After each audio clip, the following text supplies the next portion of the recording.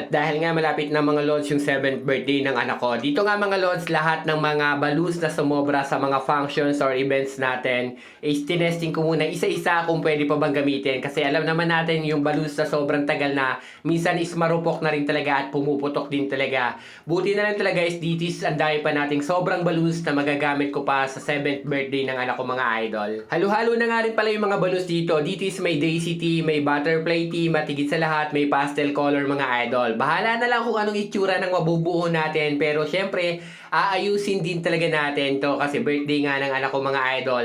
Chinek ko nga muna isa-isa yung mga color combination na pwede ko magamit. At sa tingin ko naman is lahat ng ito is pasok na pasok din talaga sa setup na gagawin natin. Wala naman na akong sinunod na team pa mga idol. Dito is gusto ko lang gumawa talaga ng backdrop design para sa anak ko mga lolo. Syempre, mas gusto ko lang talaga mairaos yung 7th birthday kasi minsan lang naman din talaga tayo naghahanda kapag 7th birthday ng anak natin. Sunod nun is 18 na. Yun naman din talaga yung mga typical na taon na pinaghahandaan natin sila mga idol. At sana talaga next week mga lods is hindi talaga umulan. Dahil yun talaga yung araw na kung kailan ng birthday ng anak ko. Buti na lang talaga is maraming balloons dito. Hindi na ako mag-a-add pa. Sa tingin ko naman lahat ng balloons na to is okay na. Abangan nyo na nga alam mga lods sa upload natin ng video kung paano natin ginawa yung backdrop natin.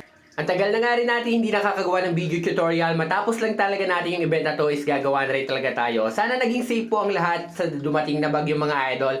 At ipag-pray natin na sana wala na mga bagyo pag dumating na ganun kalakas mga idol. Keep safe palagi mga lods. Kita-kita na lang ulit tayo sa sunod nating video mga idol.